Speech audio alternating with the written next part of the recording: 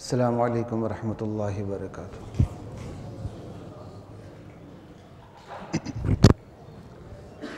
بسم اللہ والحمد للہ والصلاة والسلام علی رسول اللہ، اما بعد فاعوذ باللہ من الشیطان الرجیم، بسم اللہ الرحمن الرحیم۔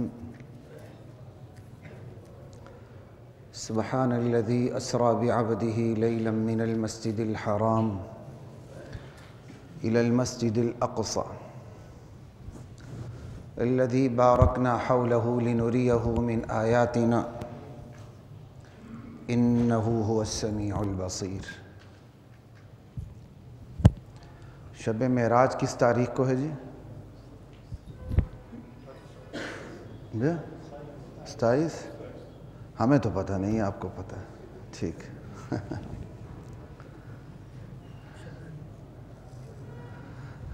ٹھیک ہے جی،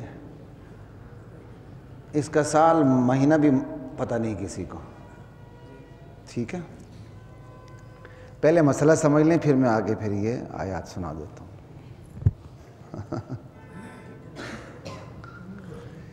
ہجرت سے کم و بیش 1 سال پہلے نبی علیہ السلام کو معراج ہوئی، ٹھیک ہے۔ جو مقصد ہے اس کو سامنے رکھیں۔ صحابہ کا اتفاق ہی نہیں ہو سکا مہینہ کون سا تھا، تاریخ کون سی تھی، ٹھیک ہے۔ بہت سی تعداد سیرت نگاروں کی اس طرف چلی گئی کہ 27ویں ہے، لیکن یہ شب عبادت نہیں ہے، ایک مسکنسیپشن دور کر دیجیے گا۔ شب عبادت یقینی طور پہ شب قدر ہے، یقینی طور پہ شب قدر ہے۔ شب برات میں بھی اختلاف ہے کہ یہ شب عبادت ہے یا نہیں، ڈیوائیڈڈ اوپینینس موجود ہے۔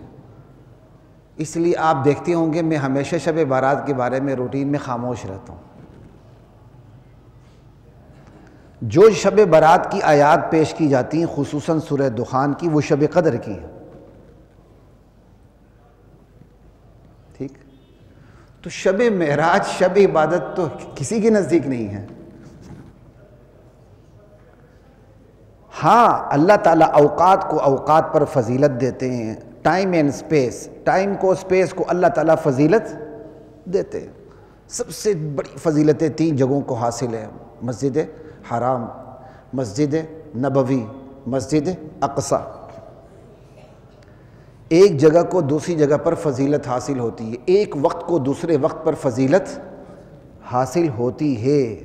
رمضان کے اوقات کو دیگر اوقات پر فضیلت حاصل ہے، جمعے کے اوقات کو باقی 6 دنوں کے اوقات پر فضیلت حاصل، دن کو دن پر فضیلت حاصل ہوتی ہے، مہینے کو مہینے پر فضیلت حاصل ہوتی ہے، راتوں کو راتوں پر فضیلت حاصل ہوتی ہے۔ اللہ کا نظام ہے یہ۔ تو پہلے تو یہ بات کلیئر کر لیں، کیونکہ میری کوشش ہوتی میں آپ لوگوں کے سامنے موسمی تقریریں نہ کروں، ٹھیک ہے۔ چونکہ سورۃ الحجرات کا اختتام ہو چکا تھا اور سورہ اسراء کی ان آیات کا انتخاب میں نے اس وجہ سے بھی کیا ہے کہ آج ایسے گروہ پیدا ہو چکے ہیں جو نبی علیہ السلام کی معراج کا انکار کرتے ہیں، بس وہ چکنا کرنے کے لیے ایک، اور دوسری وجہ بیان کرنے کا یہ ہے کہ جو معراج کو تسلیم کرتے ہیں نا، وہ بھی نعوذ باللہ معراج کو ایک کہانی کے طور پر لیتے ہیں۔ بس نبی علیہ السلام کا ایک شرف ہے، وہ ایک کہانی سن لی، اس میں ہر قسم کی روایات آ گئیں۔ قرآن جس طرح بیان کرتا ہے اور جس مقصد کے گرد پورے معراج کے واقعے کو چلاتا ہے اور اس کو لے کے چلتا ہے، اس پر بڑے بڑوں کا دھیان نہیں، بڑے بڑے علماء کا دھیان نہیں جاتا اس پر۔ یہ حقیقتیں پہلے اپنے سامنے رکھیے گا۔ قرآن کریم نے معراج کے واقعے کو بھی ایک بہت بڑا، معراج کے واقعے کو بھی ایک سٹوری کے طور پر کہ یہ ہوا یہ ہوا یہ ہوا، اس طرح سنایا ہی نہیں ہے۔ آپ دیکھ لیں، سورہ اسراء کی پہلی آیت ہے، اسراء کا قصہ صرف ایک آیت کے اندر ہے۔ معراج کا قصہ سورۃ النجم میں جا کے ہے، 26ویں سپارے میں۔ تفصیلات باقی احادیث میں موجود ہیں۔ صرف ایک آیت میں اس کا ذکر ہے، اور اس آیت کو حقیقت کے ساتھ جوڑ کے اللہ تعالیٰ بیان کر رہے ہیں۔ اللہ کس انداز سے اس واقعے کو لے کے ہمارے سامنے رکھتے ہیں اور ہم کس انداز سے اس واقعے کو لیتے ہیں۔ دیکھو نا اپروچ میں کتنا فرق ہے۔ اپنی سوچ اور اپروچ وہ رکھیں جو اللہ مجھ سے اور آپ سے تقاضا کرتے ہیں۔ ہم واقعات کے بیان میں بھی اپنی سوچ کو، اپنی اپروچ کو وہ نہیں رکھتے جو دین کا تقاضا ہے۔ ٹھیک ہے، اس کو سامنے رکھیے گا کہ صرف ایک آیت میں بیان ہے، آگے موسیٰ علیہ السلام کی بات شروع ہو رہی ہے۔ کیا مطلب ہے اس کا؟ قرآن کوئی بے جوڑ کلام تو نہیں ہے۔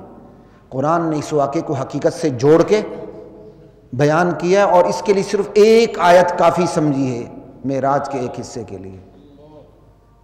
مکے سے بیت المقدس تک کے سفر کو اسراء کہتے ہیں، بیت المقدس سے آسمانوں کے سفر کو معراج کہتے ہیں، پھر پورے سفر پر معراج کا لفظ بول دیا جاتا۔ تو جو معراج کا پہلا حصہ ہے جسے اسراء کہتے ہیں، جسے معراج بھی کہہ دیتے ہیں، جو مکے سے بیت المقدس تک ہے، وہ صرف ایک آیت کے اندر بیان ہے، اور اس آیت کے اندر بیان کرتے ہوئے بھی اللہ تعالیٰ نے حقیقت کو منکشف کیا ہے، پھر اس حقیقت کو دیگر آیات میں جو حقائق بیان ہیں ان کے ساتھ جوڑ کے اللہ بات کو آگے لے گئے ہیں۔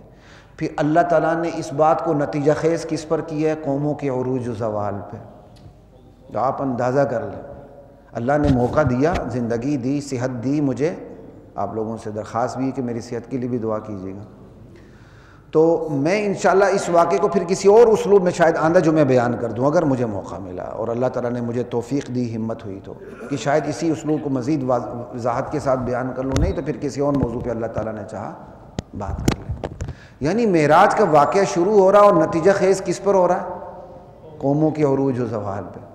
اب اندازہ کر لیں، پھر قوموں کے عروج و زوال پر نتیجہ خیز کرتے ہوئے اللہ تعالیٰ پھر ان ھذا القرآن یہدی للتی ہی اقوم، قرآن کو سامنے اللہ پیش کرتے ہیں، یہ ہے بس حقیقت کبریٰ۔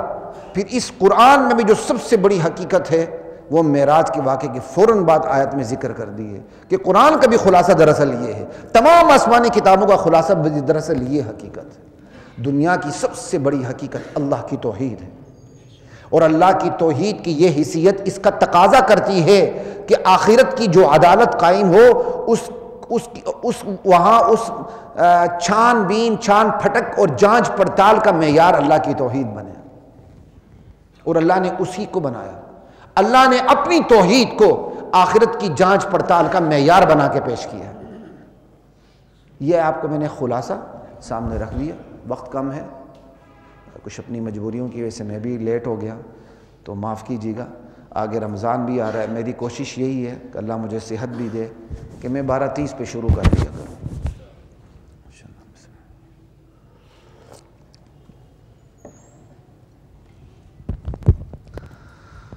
اللہ اکبر۔ اب معراج کے واقعے سے پہلے ایک بات سن لیں کہ اللہ تعالیٰ نے تمام انبیاء علیہ السلام کو ان کے منصب اور ذمہ داری اور ان کے مرتبے کے مطابق کچھ غیبی امور ان پر منکشف فرمائے۔ اللہ تعالیٰ نے آسمان و زمین کی جو حکومت اور قدرت ہے، اللہ تعالیٰ نے براہ راست کچھ قدرت کا، کچھ حکومت کا مشاہدہ کروایا، کیونکہ نبی بھی ایمان بالغیب رکھتا ہے۔ اگر نبی کے لیے بھی ہر چیز منکشف ہو جائے پھر نبی کا ایمان بالغیب نہیں رہتا۔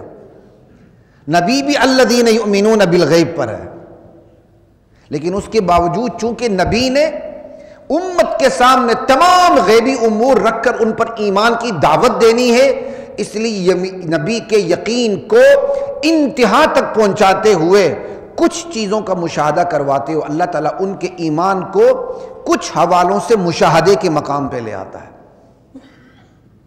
تاکہ نبی اپنے مشاہداتی قوت و طاقت کی بنیاد پر بھی بات کرے، جو میں کہہ رہا ہوں میں دیکھ کر آیا ہوں۔ ٹھیک ہے، یہ حقیقت ذہن میں رکھیے گا۔ ابراہیم علیہ السلام کے متعلق اللہ فرماتے ہیں وَكَذَلِكَ نُرِي إِبْرَاهِيمَ مَلَكُوتَ السَّمَاوَاتِ وَالْأَرْضِ،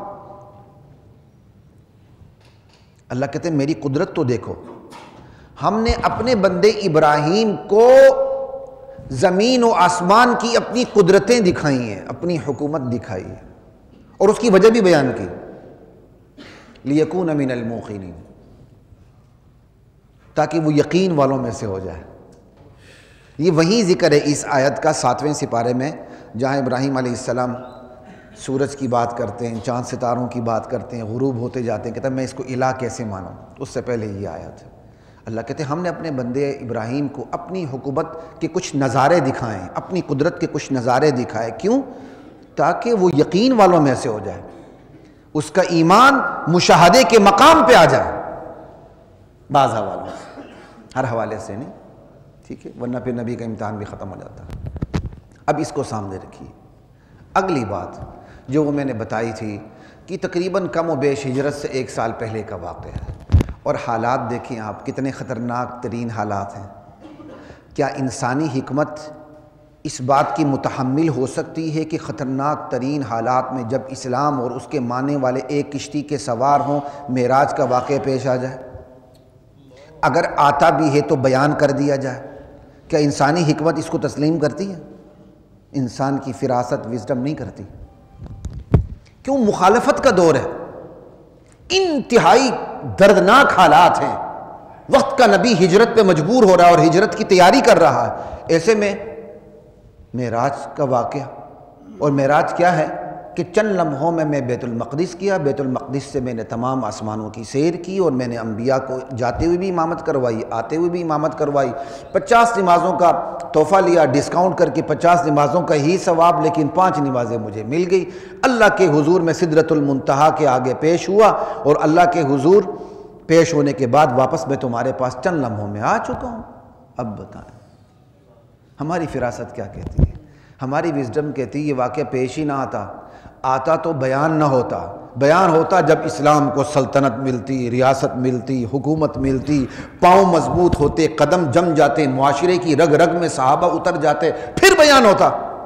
جیسا آج ہماری دینی سیاسی جماعتیں اسی فکر میں غلطاں ہیں، وہ بدی کے خلاف کام کم کرتی ہیں، معذرت کے ساتھ کوئی بھی دینی سیاسی جماعت ہو، میں صاف بات کرتا ہوں آپ کو، انہوں نے بدی کے خلاف کام کرنا کم کر دیا ہے، انہوں نے سیاسی جماعتوں سے مرغوب ہو کے اپنا کام انہوں نے وہ سوشل ورک کی طرف اپنے آپ کو لے گئے ہیں، ہسپتال بنانے ہیں، ایمبولینس رکھنی ہے، میں اس کا انکار نہیں کرتا، لیکن یہ کام دوسرے بھی کرتے ہیں، یہ کام دوسرے بھی کرتے ہیں، لیکن آپ کی سب سے زیادہ توجہ کس پر ہونی چاہیے؟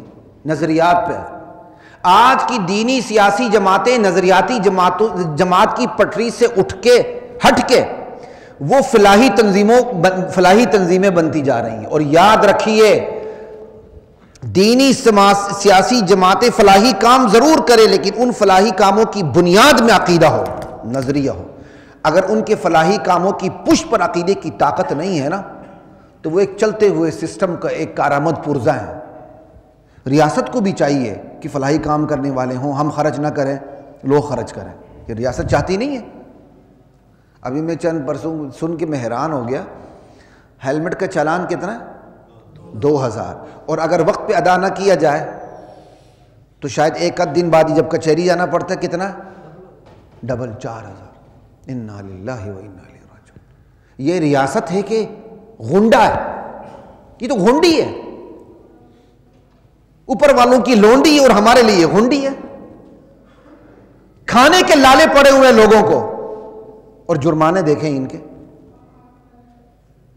چلیں جی آپ نے ایک جرمانہ کر لیا، ٹھیک ہے، ہیلمٹ بھی صحیح پہنوائیں، پالیسی میں تسلسل رکھیں، آپ نے کام کرنا ہوتا ہے، سیاستدانوں کے ہیلمٹ بکوانے ہوتے ہیں، اس کے بعد پھر اس کو لوز کر دیتے ہیں، پھر سارے ہیلمٹ اتار دیتے ہیں، پھر آپ اس کے پیچھے پڑ جاتے ہیں۔ مطلب آپ بدماش اور کنٹٹے ہیں، آپ کا کوئی اور کام نہیں ہے، چھپ کے بیٹھے ہوتے ہیں ٹریفک پولیس والے ایسے حملہ کرنے کے لیے۔ یہ طریقہ ہے ریاست کا؟ خیر یہ ایک الگ موضوع ہے، پھر وہ میں پیچھے رہ جاؤں گا اپنے اس سے۔ بات یہ ہو رہی تھی انسان کی فراست تسلیم نہیں کرتی کہ اتنے برے حالات میں واقع معراج کو بیان کیا جائے، اور یہی وجہ ہے حضرت علی رضی اللہ تعالیٰ عنہ کی ہمشیرہ حضرت ام ہانی رضی اللہ عنہا نے آپ کو روکا تھا کہ یا رسول اللہ یہ بیان نہ کریں، آپ قوم آپ کی تکذیب کر دے گی۔ لیکن نبی ہوتا ہے، نبی دعوت کے میدان میں جب اترتا ہے نا تو وہ مخالفت کی پرواہ اللہ اکبر. دینی سیاسی جماعت، وہ بات جو میری جہاں سے شروع کی تھی وہ درمیان میں رہ گئی، اللہ نے یاد دلا دی. دینی سیاسی جماعتوں کا پیٹرن بھی یہی ہونا چاہیے. لاکھ ان کی مخالفت ہو، کوئی ان کو ایک ووٹ نہ دے، اور ووٹ کے جو باکس ہے اس کے اندر ان کو 0 پوائنٹ ملے، کوئی فرق نہیں پڑتا، لیکن نظریات کے اوپر سودا نہ کرے. کم سے کم تمام دینی سیاسی جماعتیں اقامت دین کے حوالے سے متفق ہو جائے. ہمارے معاملات میں تو کوئی لڑائی نہیں، سود کے حرام ہونے میں تو کوئی لڑائی نہیں، بے حیائی کے حرام ہونے میں تو کوئی لڑائی نہیں. تمام سیاسی دیوبندی، بریلوی، اہل حدیث سارے متفق ہو جائیں. باقی عبادات کا کچھ ان چیزوں میں اختلاف ہے، اپنی مسند پہ رکھیں. لیکن وہ اب اس پیٹرن کو چھوڑتے جا رہے ہیں، وہ فلاحی پیٹرن کو لے رہے ہیں، اور یہی ناکامی ہے. یہ نبی کا پیٹرن نہیں ہے. نبی کا پیٹرن نظریے پر آنا ہے، بھلے پوری امت مخالف ہو جائے. یہ نبی کا پیٹرن ہے، اور یہ پیٹرن آپ کو واقعہ معراج بتاتا ہے. بات سمجھ آئی؟ یہ پیٹرن کون بتاتا ہے؟ معراج کا واقعہ بتاتا ہے. آسان ہے. نبی علیہ السلام معراج کے بعد مکے میں بیٹھے ہوئے تو ابو جہل سامنے سے گزرا، اس نے اپنی بات لگائی، کہیے محمد کوئی نئی بات، کوئی نئی نویلی بات کہاں ہے؟ کیا ہوا؟ معراج ہوئی ہے. کہاں تک؟ کہ بیت المقدس سے ابھی ہو کے رہا ہوں. کہتا ابھی ہے کہاں؟ ابھی گیا میں، ابھی آیا. اس نے شور شروع کر دیا، اور سب سے پہلے ابو بکر صدیق کو پکڑ لیا جا کے، کہ سب سے قریبی دوست ہے، اب اس کو تو میں پٹی سے اتار کے رہوں گا. ابو بکر صدیق رضی اللہ تعالی عنہ نے سنا، بھائی تمہارا نبی تمہارا دوست یہ کہہ رہا ہے. کہتا حضور نے فرمایا؟ کہاں فرمایا؟ کہتا سچ فرمایا. کہتا حضور کے کہنے پر ہم اب یہ مان لیتے ہیں جبریل ابھی آیا ابھی گیا، تو حضور تو اس سے بھی بڑے ہیں. حضور کے کہنے پر ہم جبریل کی والی بات کو مان لیتے ہیں کہ جبریل ابھی آئے تھے ابھی چلے گئے، تو حضور تو پھر بڑی شخصیت. صدیق اکبر ویسے تھوڑی کہا جاتا ہے، اجماع امت ہے، اسلام کا ذخیرہ اس پر گواہ ہے. یہ ہے دین کا پیٹرن. وہ مخالفت کو نہیں دیکھتا، وہ یہ دیکھتا ہے کہ بس میں بیان کروں سلجھے اور سنجیدے طریقے کے ساتھ. ان تمام چیزوں کو سامنے رکھ کے پھر معراج کا مطالعہ کیجیے گا، پھر معراج کو سنیے. یہ جو گویے ٹائپ کے لوگ ہوتے ہیں نا، جنہوں نے آپ سے پیسے لینے ہوتے ہیں، وہ بچے بھی آ رہے ہوتے ہیں پیسے دے رہے ہیں، بزرگ بھی آ رہے ہوتے ہیں پیسے دے ہوتے ہیں، اور لے کے اندر لگے ہوتے ہیں، تو فلاں نعرے، یہ نعرے، ہر مسلک نے اپنے نعرے بنائے ہوئے ہیں. ان نعروں سے پتہ چل جاتا ہے کہ یہ کس مسلک سے تعلق رکھتے ہیں. یہ بس پھر آپ انہی لوگوں کو دیکھ کر اپنے بچوں کو عالم نہیں بناتے، کہتے ہیں یہ مولوی ہیں. میں یقین کرو اگر میں نے اپنے گھر میں مولوی کی شکل یہی نہیں دیکھی ہوتی میں کبھی بھی نہ بنتا. میں آپ کی طرح پریکٹس کیوں نہ کرتا، میں کسی اور اس میں کیوں نہ جاتا. یہ فیلڈ چنی تو الحمدللہ شعوری طور پر سوچ سمجھ کے چنی ہے، الحمدللہ. جی باذن اللہ اللہ کی اجازت سے الحمدللہ. سبحان الذی اسری بعبدہ، تمہید اتنی بڑی ہو گئی. میں پاکی بیان کرتا ہوں اس اللہ کی، سبحان الذی اسری بعبدہ. جب آپ یہ پڑھیں نا تو اپنی نیت کیا کریں، میں پاکی بیان کرتا ہوں. سبحت سبحانہ، میں پاکی بیان کرتا ہوں، میں نے پاکی بیان کر دی اس ہستی کی جو اپنے بندے کو رات کے چھوٹے سے حصے میں مسجد حرام سے مسجد اقصی تک لے گیا. الذی اسری بعبدہ لیلا من المسجد الحرام الی المسجد الاقصی. میں پاکی بیان کرتا ہوں. اور لے گیا کس کو؟ اپنے بندے کو. اسرا کا مطلب ہوتا ہے رات میں چلنا. آگے بعبدہ پہ با آ گئی جس کو ہم با تعدیہ کی کہتے ہیں. اب رات میں چلانا ہو گیا، اور پھر عبد آ گیا کہ اپنے بندے کو رات میں لے گیا. اسرا کا خود مطلب رات میں لے جانا ہے، تو پھر لیلن ویسے ہی آ جاتا ہے. تو یہ بلاغت کے ایک اصول ہے کہ اس کو پھر تجرید کہتے ہیں کہ اسرا پھر صرف لے جانے کے معنی میں ہوگا، لیل آ جائے گا. ہم لے گئے اس کو رات کے چھوٹے سے حصے میں، اللہ لے گیا. یہ میں نے بلاغت کی ایک تھوڑی سی آپ کو اشارہ کر دیا، ورنہ وقت نہیں، میں مزے لے کے کچھ اور بھی اس پہ بیان کر دیتا ہوں. ٹھیک ہے. صرف، نحو، بلاغت، یہ نحو کا پیک لیول بلاغت ہوتا ہے. سبحان الذی اسری بعبدہ لیلا رات کے بالکل تھوڑے سے محدود سے حصے میں. کہا من المسجد الحرام الی المسجد الاقصی. اور کس کو لے گئے؟ اپنے بندے کو. عبد کسے کہتے ہیں؟ صرف جسم کو عبد کہتے ہیں یا صرف روح کو عبد کہتے ہیں یا دونوں کو عبد کہتے ہیں؟ عبد جب کہتے ہیں نا جسم و روح دونوں کو کہتے ہیں. تو اس لیے وہ لوگ غلط ہیں جو کہتے ہیں کہ معراج روحانی ہوئی ہے، اور وہ لوگ بھی غلط ہیں جو کہتے ہیں خواب میں ہوئی ہے. بھائی میں اور آپ بھی خواب میں جنت پہنچ جاتے ہیں، کہتا خواب میں ہوئی ہے. تو بھائی خواب میں تو گناہگار امتی بھی جنت کی سیر کر رہا ہوتا. یہ کون سا کمال ہوا؟ سبحان کا لفظ بتاتا ہے کہ یہ بہت بڑی قدرت ہے، اور یہ قدرت صرف ایک اللہ کی ہے. اللہ کہتا ہے یہ میری قدرت ہے، میری قدرت کے علاوہ یہ کسی کا کام نہیں ہو سکتا. سبحان سے آغاز ہی اسی لیے کیا ہے. یہ عربی اسلوب ہے. کہتے جی خواب میں ہوئی. خواب میں تو میں اور آپ بھی جنت تشریف لے جاتے ہیں. روحانی ہوئی. اگر روحانی ہوئی تو پھر لوگوں نے انکار کیوں کیا، مذاق کیوں بنایا؟ اہل ایمان تک پہ زلزلہ آ گیا تھا. آسان ہے. یہ عبد ہوا ہے. یہ کیا کہتے ہیں؟ معراج کسی ہوئی ہے؟ عبد کو ہی ہوئی. اور عبد کسے کہتے ہیں؟ صرف روح کو بھی نہیں کہتے، صرف جسم کو بھی نہیں کہتے. روح مع الجسد، جسم اور روح دونوں. سمجھ آئی؟ اور بیداری میں لے گیا باقاعدہ. اسرا کا لفظ بتاتا ہے، سبحان کا لفظ بتاتا ہے. لیلا من المسجد الحرام الی المسجد الاقصی، مسجد حرام سے مسجد اقصی تک. الذی بارکنا حولہ، وہ مسجد اقصی جس کے گرد و پیش میں چاروں طرف ہم نے برکتیں ہی برکتیں رکھی ہیں. برکتیں کس کی؟ مادی برکتیں بھی، روحانی برکتیں بھی. مادی برکتیں سرسبز و شادابی، یہ زیتون، یہ انجیر، یہ اسی ایریے کی تو ہیں جس سے آج ہم غذا بھی بناتے ہیں، دوا بھی بناتے ہیں، پھل بھی بناتے ہیں. اور پھر روحانی برکتیں انبیاء کی سرزمین، انبیاء کا مسکن، انبیاء کا مدفن. الذی بارکنا حولہ. کتنا افسوس ہوتا ہے ان مرکزی مقامات کو چھوڑ کر حضور کی امت کہلانے والوں نے اپنے مرکزی مقامات الگ الگ سے بنا لیے ہیں، جن کا کوئی ثبوت، کوئی وجود ہی نہیں ہے سرے سے. جن کا ہے وہ قرآن و سنت حدیث میں ذکر ہے بس. اللہ اکبر کبیرہ. الذی بارکنا حولہ. اور یہ اسراء، یہ معراج کیوں ہوئی؟ اس کا مقصد لنریہ من آیاتنا، ہم اپنے بندے محمد کو صلی اللہ علیہ وآلہ وسلم ہم اپنی قدرت کی کچھ نشانیاں دکھانا چاہتے تھے. دیکھیں یہ مقصد ہے. چھت کا پھٹنا، جبریل کا آنا، سینے کا چاک ہونا، زمزم سے دھونا، ایمان حکمت سے اس کو لبریز کرنا، براق پہ بٹھانا، بیت المقدس لے جانا، انبیاء کی ارواح کو دوسرا جسم دے کے. انبیاء کے جسم اپنے اپنے قبروں میں ہی ہیں، وہ جسم نہیں آئے. انبیاء کی روحوں کو متمثل کر کے دوسرا جسم دے کے روحوں کو کھڑا کر دیا.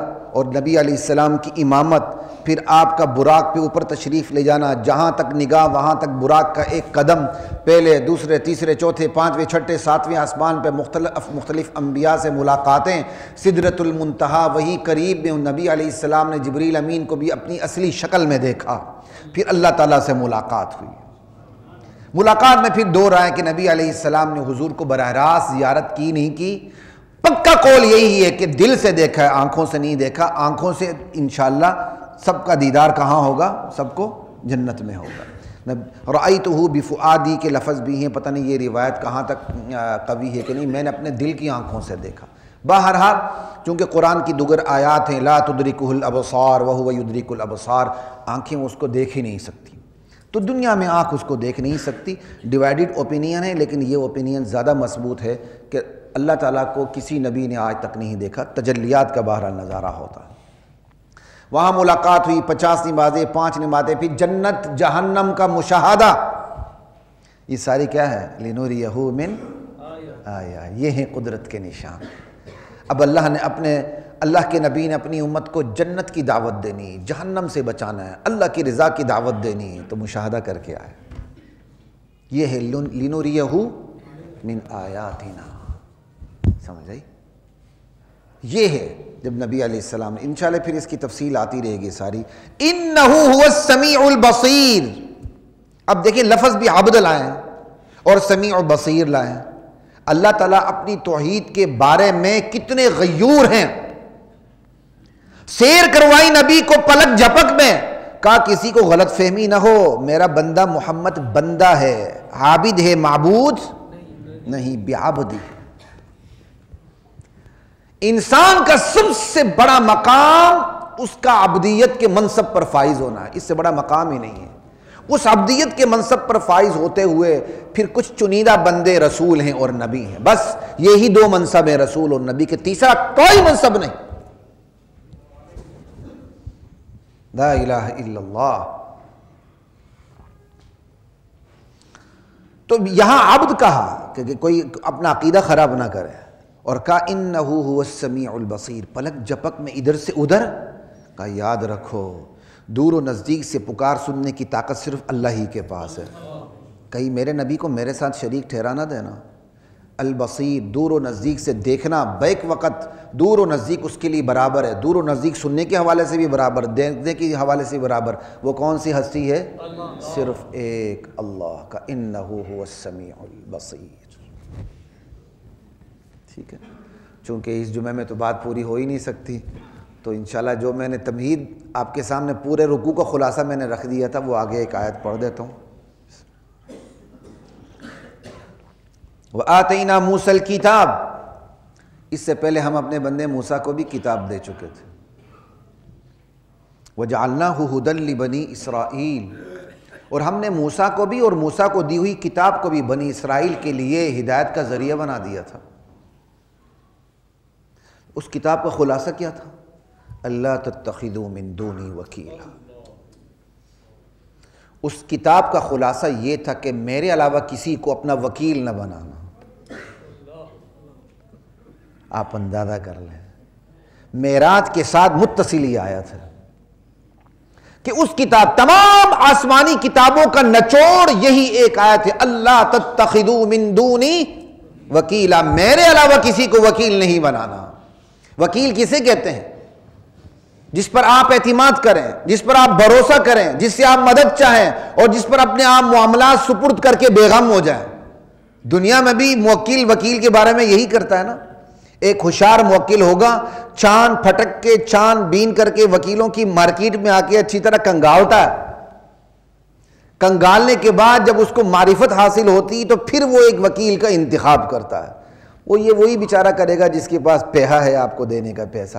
جس کے پاس پیسہ نہیں ہے تو وہ جو مرضی کرے بیچارہ. سمجھ آئیے، کیونکہ آپ بھی تو اس کے بغیر قابو نہیں آتے ہیں، پوری دنیا اس کے بغیر قابو نہیں آتی ہے. وہ چھان پھٹک کے پھر ایک وکیل کا انتخاب کر کے اپنے معاملات، اپنا مقدمہ اس کے سپرد کر کے بے غم ہو جاتا ہے. اللہ کہتا ہے بس میرے بندو سمجھ لو، یہ پوری زندگی ایک مقدمہ ہے. اس پوری زندگی کے مقدمے کے لیے جو تم نے آخرت میں آ کر تم نے لڑنا اپنا مقدمہ، اس کے لیے مجھے وکیل بنا لو.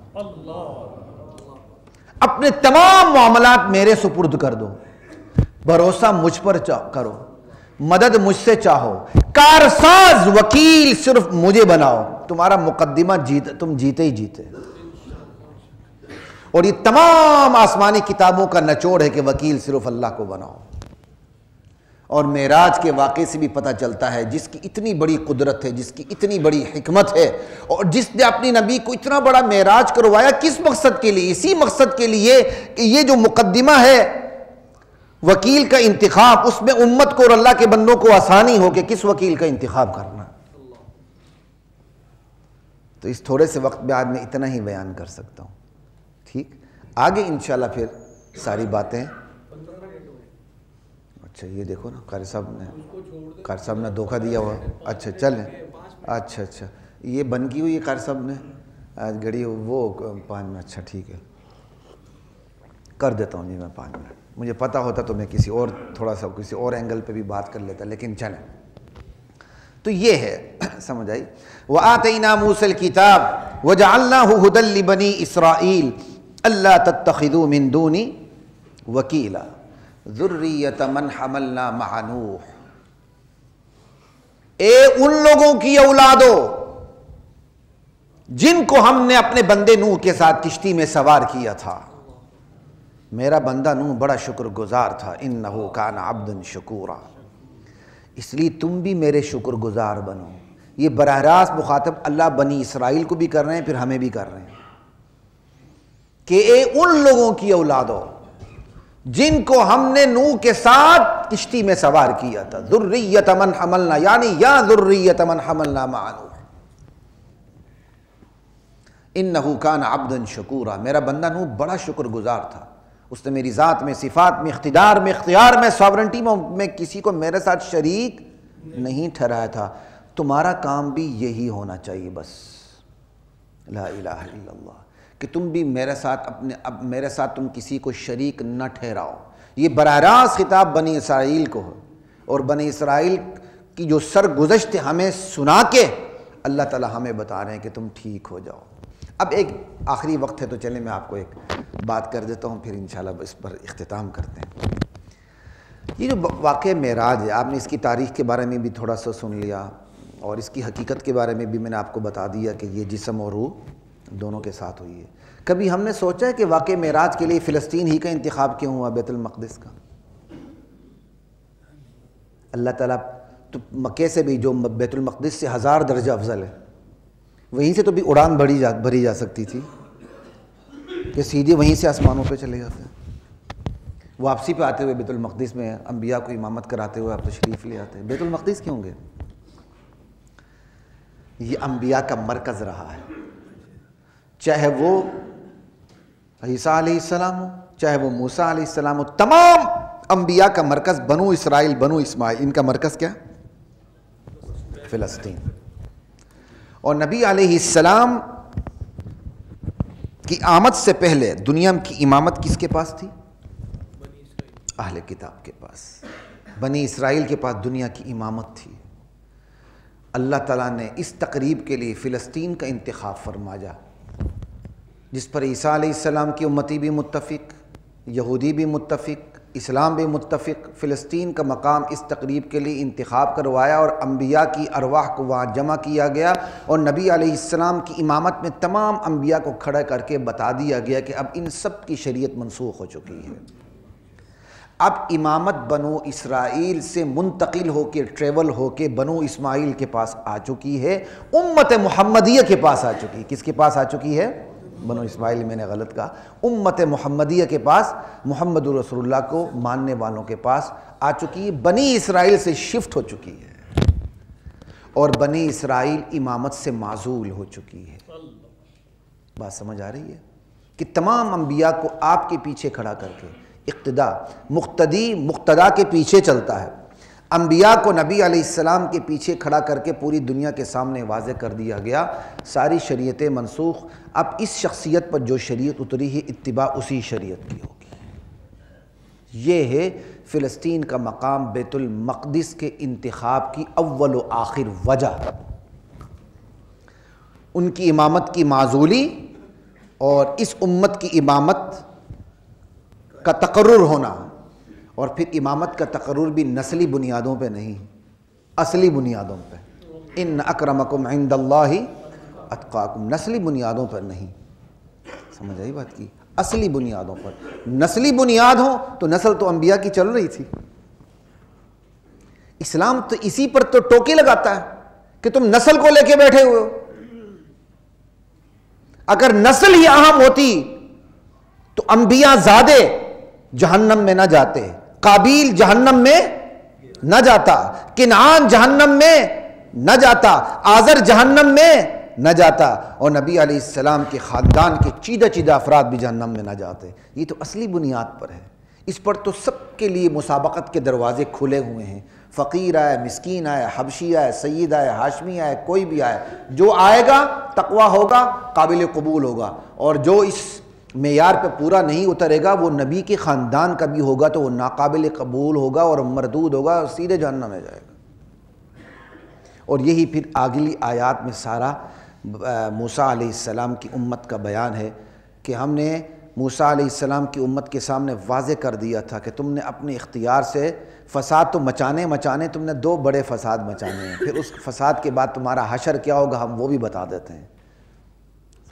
تو انشاءاللہ باقی اگلے جمعے کے لیے رہنے دیں. وآخر دعوانا الحمدللہ رب العالمین. وَلَقَدْ أَنزَلْنَا